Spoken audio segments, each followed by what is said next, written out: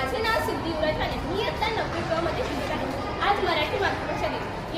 या दिनानिमित्त मी तुम्हाला काही माहिती सांगणार आहे ती तुम्ही शांतपणे ऐकावी अशी माझी विनंती. मराठी भाषा हा दिवस महाराष्ट्रातील शाळा, महाविद्यालये व संस्थांमध्ये साजरा केला जातो.